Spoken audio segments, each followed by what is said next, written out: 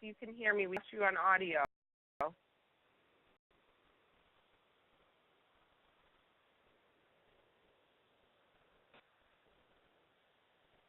Back. Okay, great. Are you all set? Do you think you'll be able to stay connected? I know there's some trouble. We will. I won't touch a thing. Okay, I'll pass the ball to you just after a quick introduction, then it'll be on your screen, okay? Perfect. Okay, thank you. So good afternoon, everybody. I apologize for the delay. We were having some technical difficulties. I think we're all set. So welcome to the sixth webinar of the Infection Control Project, the partnership between IPRO and Connecticut DPH. Today we are lucky enough to have the state survey from the Connecticut Department of Public Health presenting for us. So today's presentation is going to be infection control through a surveyor's eyes. So before we get started, just a few housekeeping items. All participants have been muted upon entry. We just want to avoid that background noise. We will take questions at the conclusion of the webinar. Just enter them into the chat, and I will relay the questions to our presenters for you to, again, avoid that background noise. And then at the end of the webinar, please complete the survey in order to receive CEUs for your attendance today. So today I'd like to welcome and thank our state surveyors from the Connecticut Department of Public Health. We have Cheryl Davis, Pam Beebe, and Margaret Swarsa. Cheryl Davis is the supervising nurse consultant for the Connecticut Department of Public Health, been an RN for 25 years with managerial experience in acute care, long-term care, and subacute rehabilitation, including but not limited to the care of a dialysis patient. She has been CMS certified for 13 years to survey chronic dialysis facilities for inclusion in the Medicare program, validating that the care and services meet conditions for coverage. She has been Connecticut State Supervisor coordinating licensure and certification for the ESRD program since 2008. We also have Pamela Beebe. She's also a nurse consultant and Connecticut State Surveyor for the Connecticut Department of Public Health. She's been doing this for the past 17 years. She's been an RN for 31 years and has previously worked on an inpatient medical metabolic unit. Over the past 16 years, Pamela has been CMS certified in the technical and clinical aspects of ESRD care, including interdisciplinary clinical care and management of dialysis patients, infection control, water and dialysate, and physical environment. And last but not least, we have Margaret Swarska, who is another nurse consultant and state surveyor for the Connecticut DPH. She's been at RN for 27 years with experience in acute care, long-term care, and subacute care in a variety of roles, including direct patient care, coordination and care of the hemodialysis and PD patients, case management, infection control coordination, and director of nursing. Margaret has been a state surveyor for 11 years, and over the past 7 years has been CMS certified in the technical and clinical aspects of ESRD care. So welcome and thank you all for coming today. I am going to pass the ball to you, so you should be able to share your screen now. Looks like it's over, but just let me know if you have any issues. Good afternoon, everyone. This is Pam Beebe, and Margaret Swarsa, otherwise known as Peg, is with me. Hi. Cheryl couldn't be here today due to an emergency, so you're sort of stuck with the two of us. We're going to go through the federal regulations specifically related to the infection control piece of it. And for a minute, we're not seeing your slides. I'm sorry to interrupt. They're very pretty. I'm seeing them. So I need you to share your screen. If you go to the upper left-hand corner, there's a share button, and then you'll be able to select share my screen. Perfect. That's good. If you change to presentation mode, we should be able to see just, yep, perfect. All right. Oh, thank you. Okay. No, that's fine. We're having, some major technical issues today. You can blame Bridget, but so we're going to go through the federal regulations and focus on the infection control piece.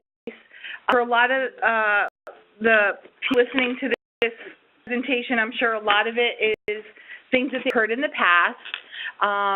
For our objective today, the participants will be able to identify the regulatory references that govern infection control practices in the dialysis unit, understanding of the condition of infection control for the federal regulations.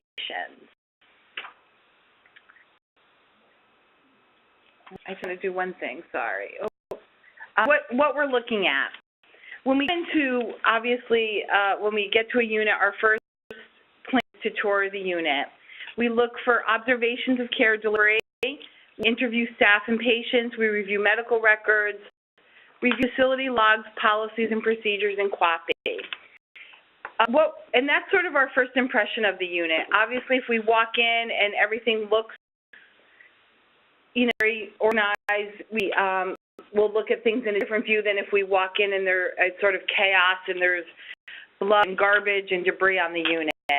And part of the survey process, we bring up QAPI, which is a little off the track, but we look in your QAPI to see if that's something that you do on a regular basis.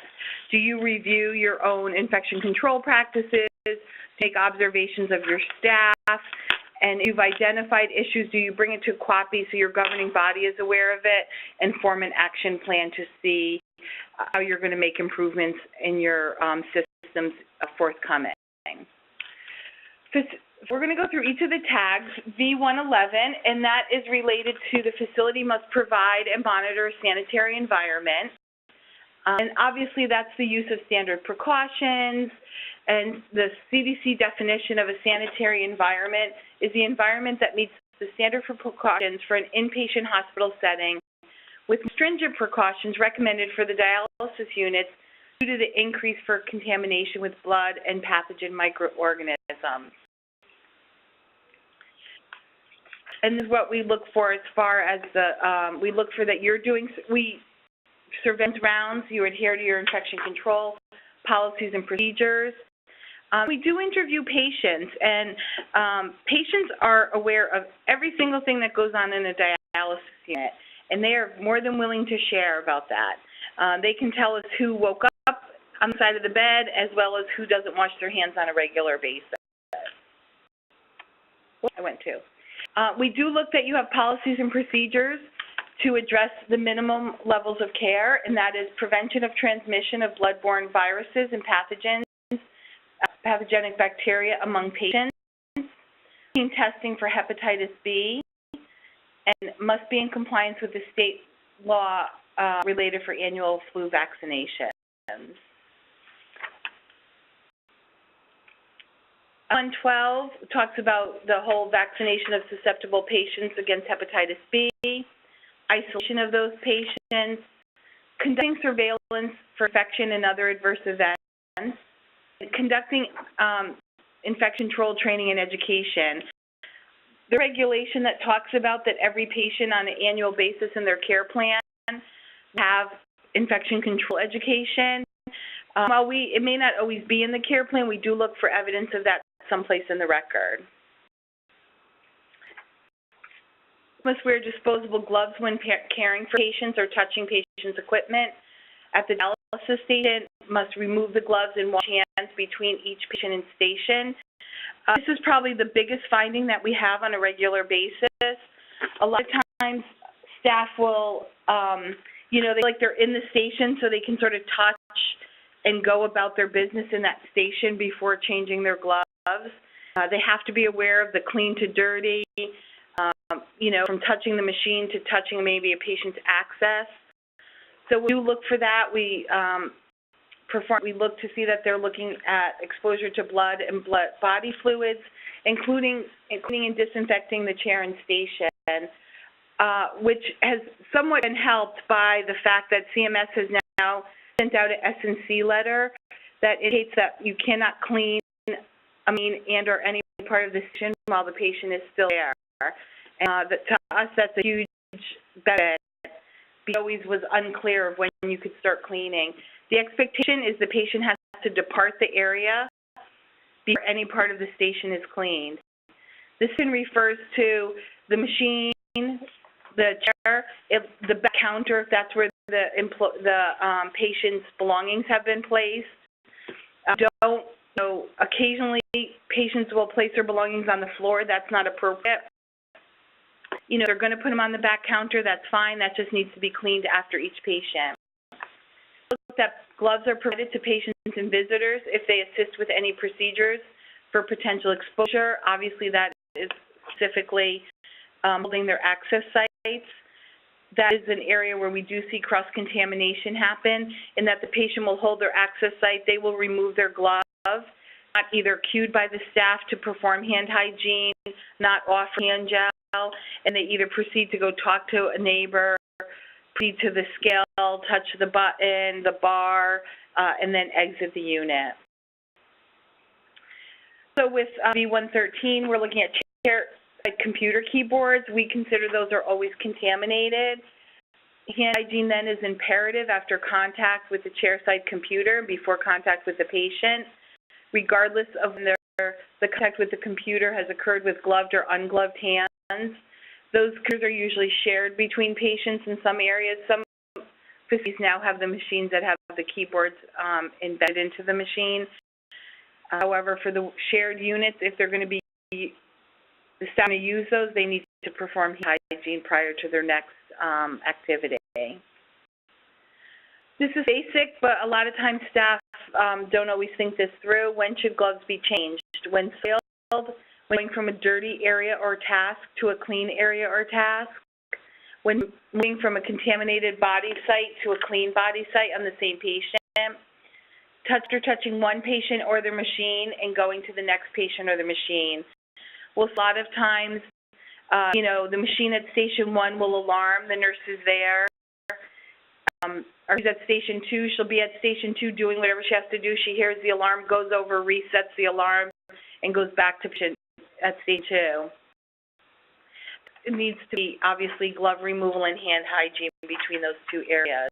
A new pair of gloves is required when performing access care, vascular cannulation, administration of IV meds, or the performance of invasive procedures.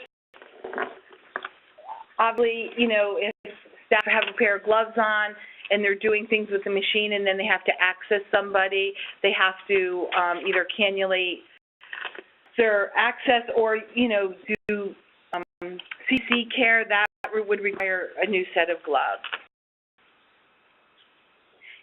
Obviously, everyone has seen this picture or some version of it. It does can save the lives, especially in our hemodialysis patients. Hygiene consists of either washing with soap and or using the waterless alcohol-based hand scrubs. This is everyone, I'm sure, has seen this before. It's just a review from the CDC of how to wash hands. Obviously, your hands, complete of good lather, scrub for 20 seconds, rinse and dry using a towel or an air dryer. When should staff perform hand hygiene? If it sort of knew this and it became second nature, we wouldn't be having this discussion. Immediately after glove removal, and that's a CC recommendation, obviously. If gloves are used for hand hygiene is needed because the hands can be contaminated through small defects in the gloves, it doesn't matter. They need, anytime they remove a pair of gloves, there should be hand hygiene. After direct contact with patients, for performing any invasive procedure, especially cannulation, IV medication administration, CVC care, anything along those lines. After contact with the medical equipment and or surfaces at the patient's bedside. After exiting treatment area. Hygiene and glove use regulations applies to the entire interdisciplinary team. Obviously, that refers to your physicians, your mid-level social worker, dietitian. There's some units that have volunteers or family members that come in to sit with patients. Even though they're sitting in one area, they do need to perform hand hygiene once they are getting ready to depart the unit.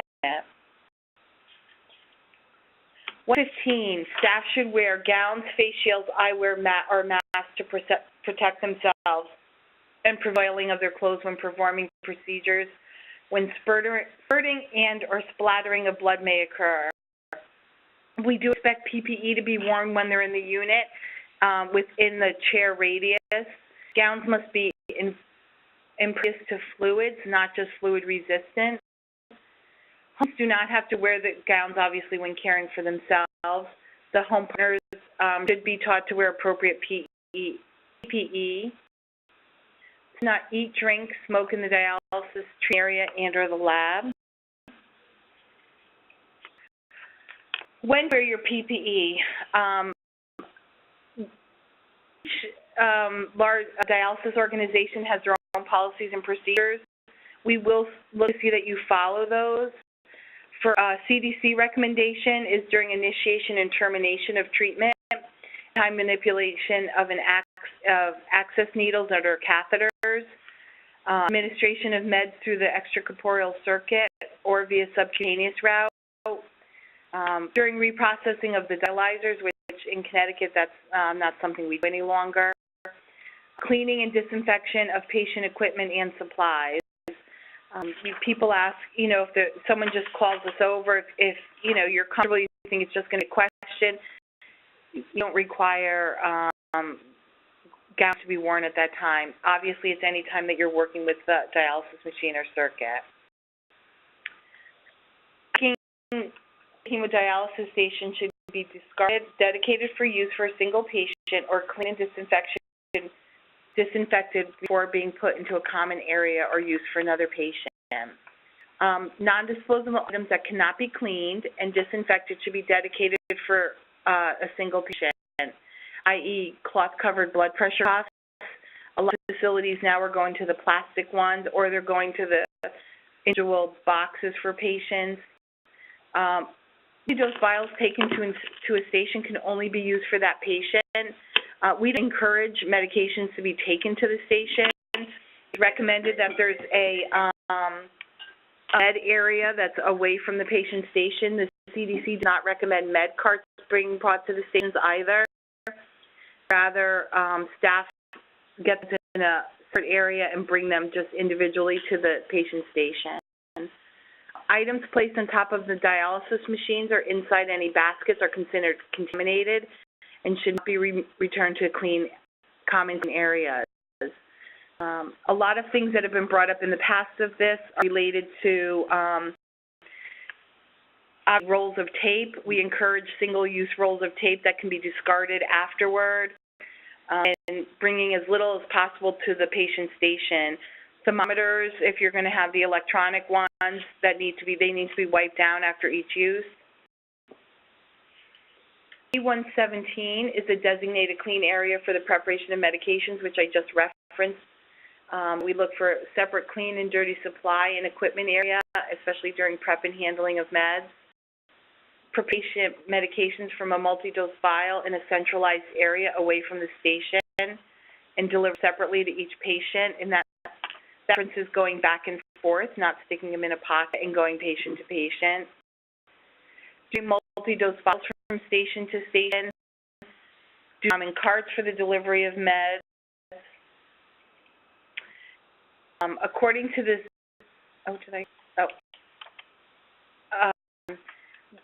B18 is IV medication vials labeled for single use only, including EPO, should not be punctured more than once. Obviously, according to the CDC, once a needle is entered a single dose vial, the sterility of the product is no longer guaranteed. Pooling meds from 2 vials is prohibited. Each of medication must be entered with a new needle and a new syringe. That's sort of basic nursing care: 1 needle, 1 syringe, 1 patient. A reminder that the S&C letter dated that 2/17 did not fill syringes with saline from single-dose saline bag or IV tubing connected to the patient. And that is a change of practice based on the S&C letter of 6/2/17. I know in the past some units have had like an IV bag in a central area they've used for flushes, drew it off the patient's IV bag or from their line on the dialysis machine. That is not acceptable practice. 19, if a common cart is used to store clean supplies in the treatment area, the cart must be in a designated area sufficient distance from the station to avoid contamination with blood, and they should not be moved between stations. Again, another thing that people have heard over and over, do not carry gloves, medication vials, alcohol swabs, or other supplies in pockets. V120, the use of external venous arterial pressure transducer filters, protectors for each patient. Treat, prevent blood contamination for the dialysis machine's pressure monitors. If they become wet, replace them immediately. If on the machine side, it is expected that the staff have a qualified person check to see if the fluid or blood contaminated the internal pressure tubing set and the pressure sensing port. If this occurs, it must be taken out of service, the machine. 122, another common tag we cite in Connecticut, and this cleaning and disinfection of the contaminated surfaces, medical devices, and equipment. And sort of where we go when we have issues with the cleaning of the station. The facilities must have written protocols and procedures for cleaning and disinfection. They know the manufacturer's directions for sterilization or disinfection of an item. Failure to clean and disinfect can lead to transmission of bloodborne pathogens.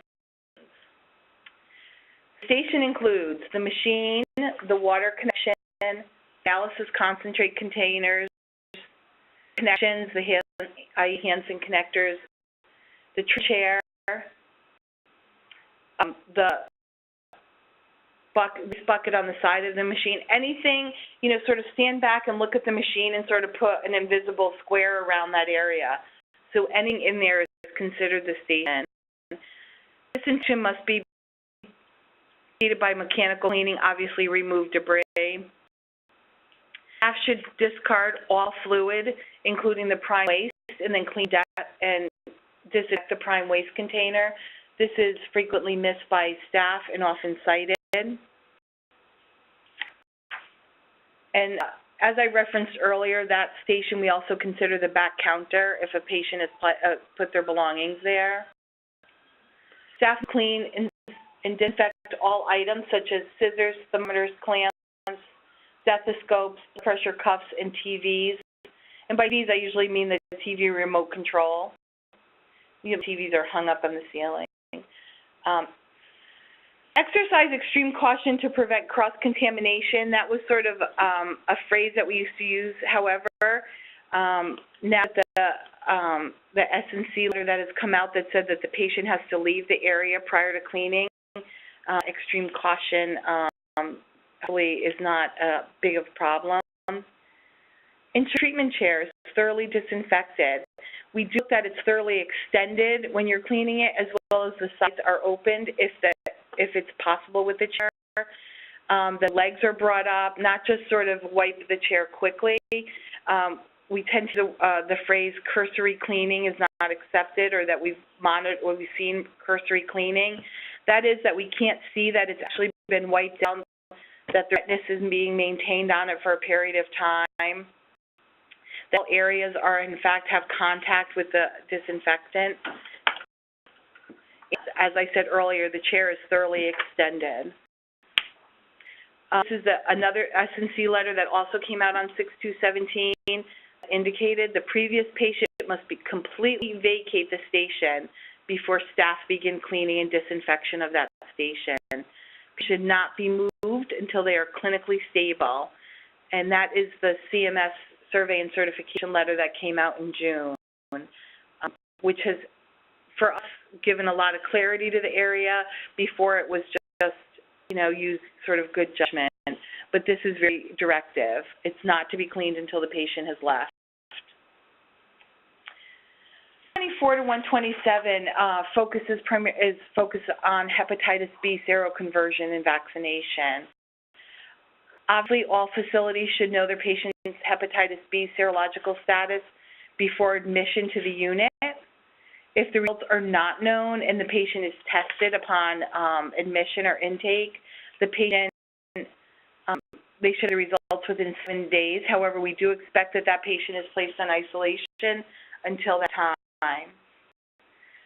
We looked at Facilities promptly review all results and manage patients appropriately according to the results. Susceptible patients immediately upon admission. Read patients who respond to the vaccine annually. HBV immune patients, annual anti-HBs testing who are positive for antibodies and for the anti-HBC to determine the need for the booster doses. If we see that somebody has an antibodies that are not meeting and then they haven't been offered a booster, we will cite that. Which is sort of said next. If the patient is less than 10, they should be tested monthly because they're considered susceptible at that time. We do look that you offer a booster shot and or that they are not dialyzed near somebody else that is hepatitis B positive, be it near isolation room or the staff. If the staff is caring for somebody in the isolation room, they should not be caring for people that are susceptible for hepatitis B after caring for that patient. Facilities should have a process in place to communicate these tests and results to other providers when the patient needs to be transferred. When a patient converts, the facility must review all patient labs to identify all patients' lab tests to identify additional cases. We had patients where they convert and the person next to them is susceptible and haven't been moved in a timely manner to the isolation area and or been retested. The facility must investigate all potential sources of the infection, determine the transmission occurred in the dialysis unit. The review should include newly infected patients, recent histories, history of high-risk behavior, unit practices, and procedures. Hepatitis conversions must be reported to the state lab and local health department, and patients must be isolated. The state of Connecticut, I know there's other people on the call, we do require that there's an isolation room for hepatitis B positive patients. That also susceptible patients and staff, that's obviously by OSHA, and they offer that, they do have the right to refuse. However, that sort of plays into the fact that if you have a susceptible staff member, they should not be caring for somebody that's in an isolation room or positive hepatitis B. We do look for that. We do look if they're caring for how the breakdown of staff to patient is and who's susceptible and who's not. Hepatitis vaccine is recommended for all CKD patients 1 through 5, not dialysis, home chemo, PD, in patients because they may become in-center at any time. Although not required, the nurse should recommend to anyone who is assisting in home dialysis as well. Hepatitis screening test patients and staff for HBV 1 to 2 months after last primary vaccine dose. Sort of a reiteration of previous, titer is less than 10. Consider the person susceptible and revaccinate within 3 additional doses and retest. For greater than 10, they are considered immune and can be tested annually. Obviously, if they decline, you're going to give a booster.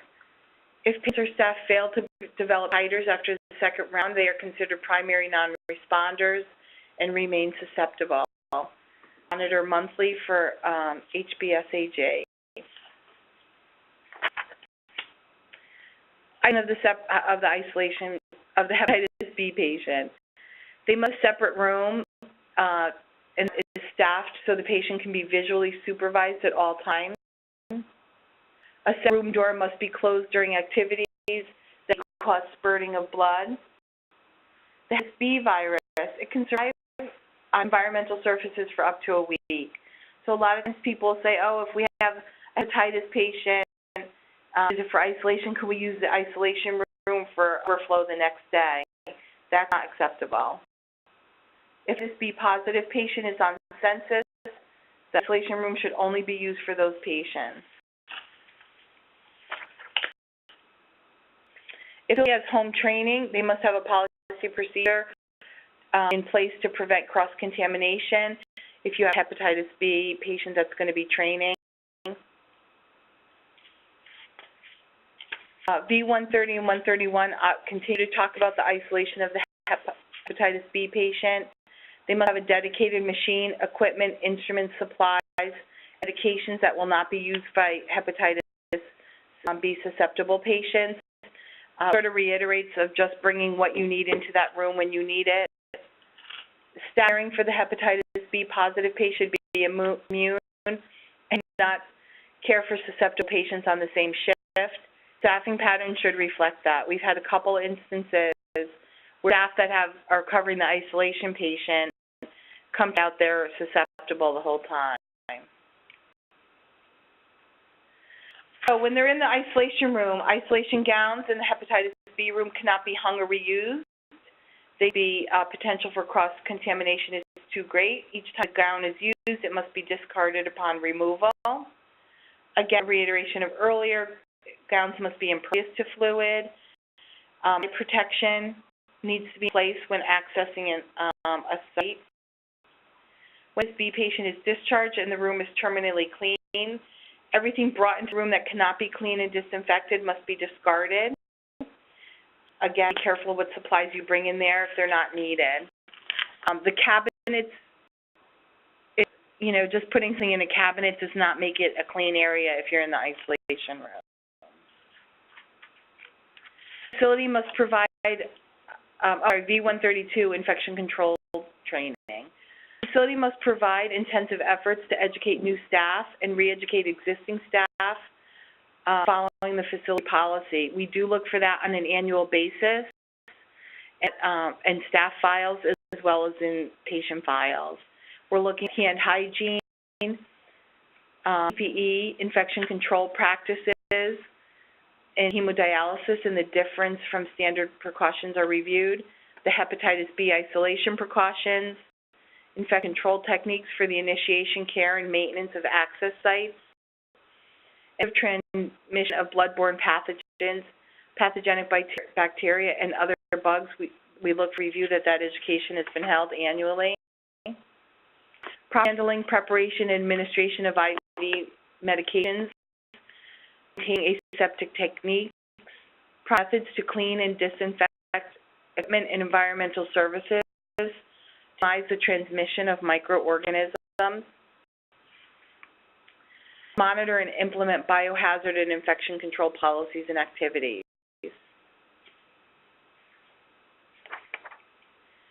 43, ensure staff are compliant with aseptic technique when dispensing and administering IV medications from ampules. We've brought it up before, we'll bring it up again. We do look at for single-dose vials, that those are accessed once and administered appropriately. We looked at multi-dose vials are not brought to the station. They should, if going to be used as a multi-dose fashion, they should be left in a medication area, and they need to be accessed again. Obviously, a new needle and syringe are used at that time. 144, require all staff to report infection control issues to the medical director. And this plays to your QAPI program. Is there a mechanism and evidence that the physician, usually your medical director, was notified infection control issues timely? How is this data incorporated into your QAPI program? And infection control and safety issues should be continuously reported and discussed. If a unit that we have a lot of concerns related to hand hygiene, cleaning of the station, administering medications, we go back and look in your infection control minutes to see if that was brought up and it was discussed and an action plan was put in place. 5, the facility must report incidences of communicable diseases, and this is our state epidemiology for the state of Connecticut. This is their phone number as well as their website, and they update the list on an annual basis. B46, prevention of intravascular catheter-related infections, and that is incorporated out of the MRW Volume 51. It's a great resource that was developed years ago by CDC. The requirements include, in part, in that educate and train the healthcare worker appropriate infection control measures prevent infections, we look for evidence of training and observed practice and in control worksheets. We looked at the, when the access is, when you're accessing a site, that it's cleaned appropriately, hand hygiene is performed, glove changes when appropriate, as well as performing in VC dressing changes. The facility assess knowledge and adherence to guidelines for all persons who manage catheters. This means not only their written competency, but assessing their ability by observing practice and being critical in your assessments. And those infection control worksheets that most of the facilities have in some form. I say if we look at them and they're all 100% of the time, that makes a little like, what's going on? People are not, don't practice perfect all the time. So we do look that there's critical observations of staff performing procedures. The facility must do surveillance and monitor all patients with catheters, look for tenderness at an insertion site, fever of unknown origin, other kinds of a bloodstream infection, pull dressing and do a thorough evaluation of the site. And we are looking for an RN assessment, and while other staff can perform the dressing change, the state of Connecticut, I will say primarily, an RN needs to assess that access site.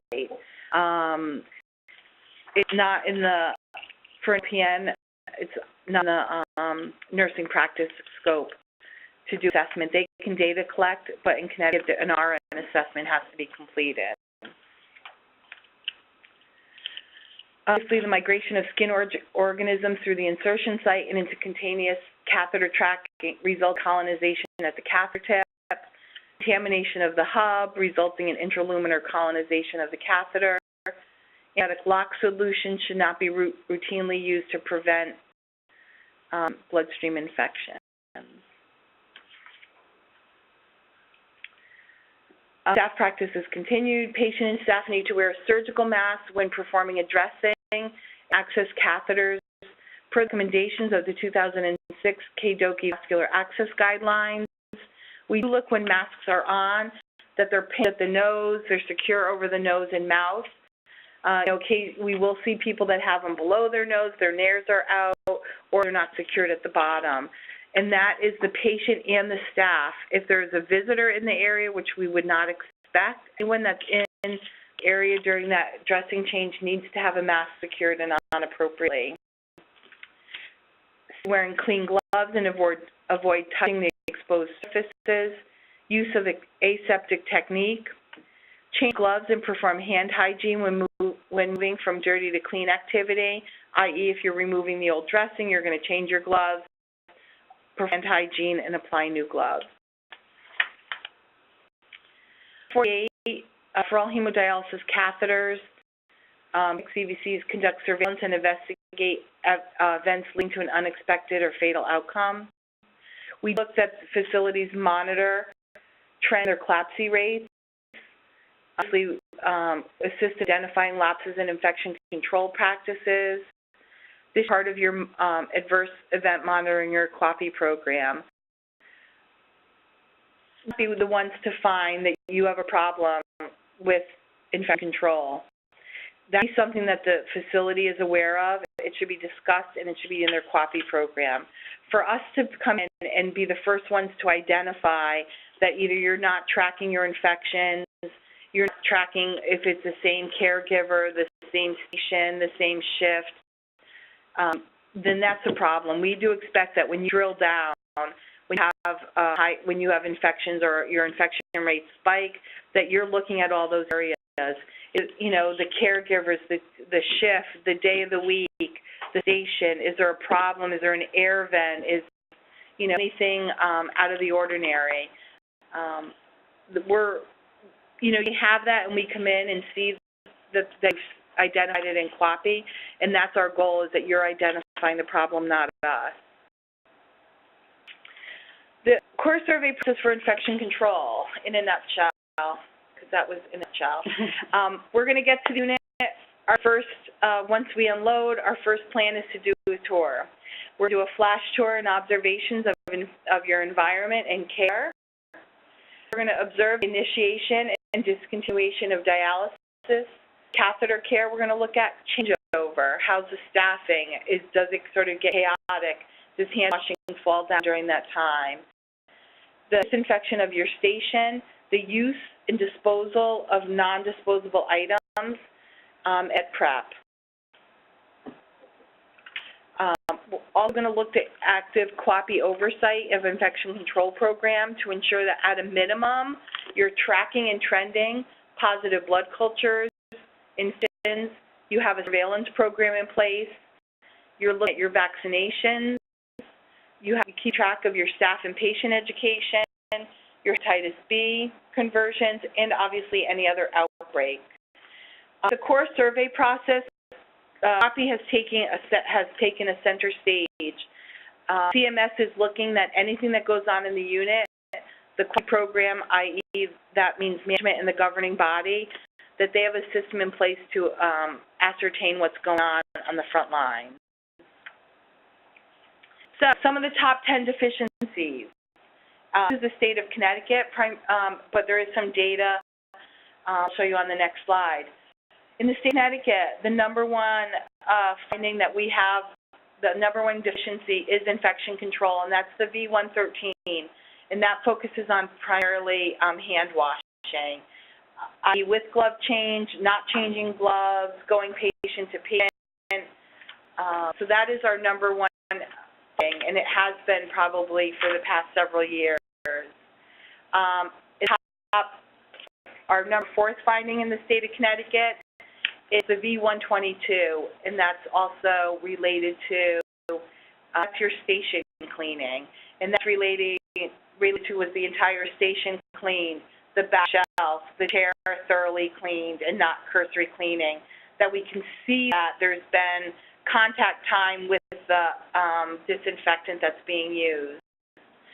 And this is based on our most recent survey and certification for the past fiscal year. This side is a little hard to follow, but if you go across the top, it says total number of providers. It has Connecticut, Maine, Massachusetts, New Hampshire, Rhode Island, and Vermont. So Connecticut has 48 dialysis units. At 48, 32, we don't survey all 48 this year, but 32 units were had deficiencies this year for hand washing, hand hygiene, glove change, anything along those lines. And you can sort of go down and you'll see how the fourth one down is out of the unit we have, 23 were cited this year, and that's related to cleaning and disinfecting the surfaces, equipment, having protocols in place, but that's related primarily to this station.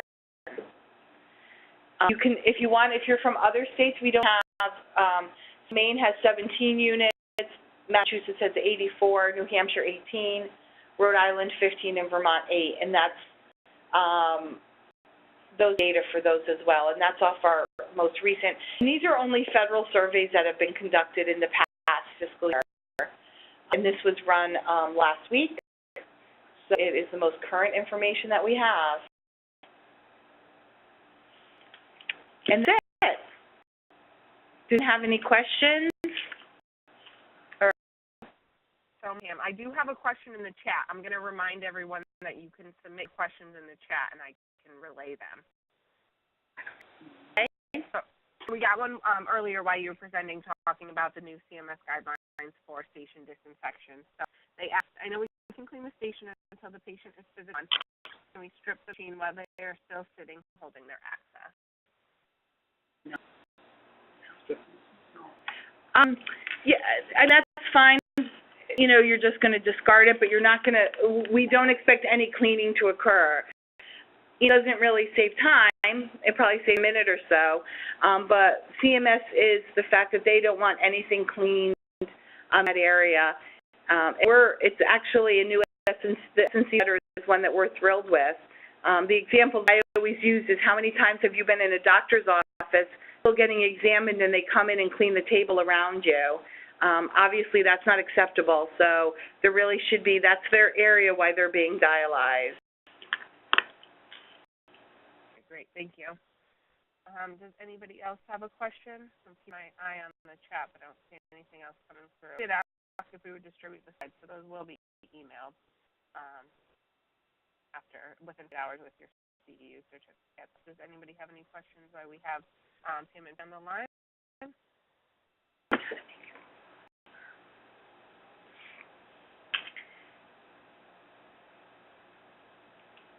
getting radio silence. I'm going to steal the ball from you, Pam, so I can share my screen for some final slides.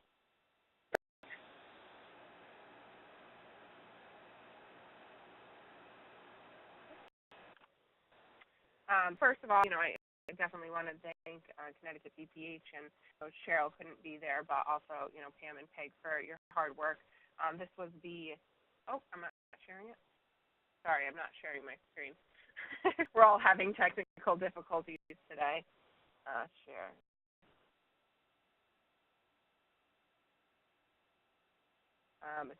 Having you guys present, the state surveyors present, was actually our most top requested topic. So, I know they're going to be, I know we didn't get all the questions, but I know they're thrilled to hear from you, and we really appreciate your collaboration on this project. All right. So at the conclusion, when you sign off, you will be prompted to take a survey. Please complete the survey. In order to receive CEUs, you do need to complete this. They will be distributed within 1 week. They're usually out within 4 hours with the slides, but you will get them within a week. And the next webinar will be held on Tuesday, January 9th, 2018, the new year. So that is the conclusion. And if any questions come up, you can always submit them to me, Jenna, at any time, and we can, collaborate with Cheryl and Peg and their team. But we wanted to thank, and especially a big thank you to Connecticut DPH, and it was a great presentation. And these are questions I get when I'm out at the site visits, so I know that it's definitely beneficial to all our participants. So thank you very much. Sorry for all the technical difficulties. Great.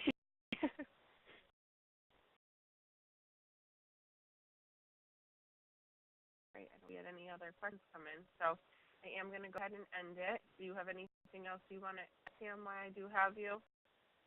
No, I just want to thank you for the opportunity. We appreciate it. And I know, hopefully everyone in Connecticut knows if they have any questions, feel free to reach out to Peg, Cheryl, or myself. Thank you so much again. Great afternoon.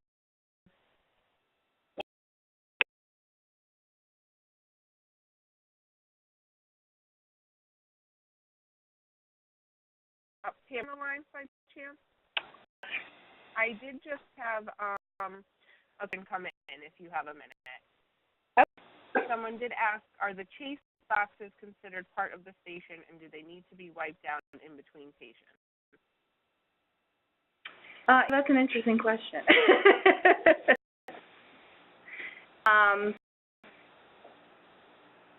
I know.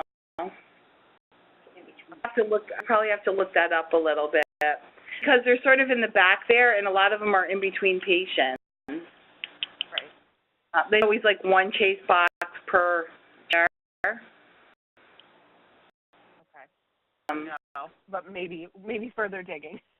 I will look into that and look at some of that stuff, and Okay. Okay. All right. It doesn't look like we have anything else, so we're all set. But thanks, we really appreciate it, and Oh, yeah. Okay, great. Afternoon.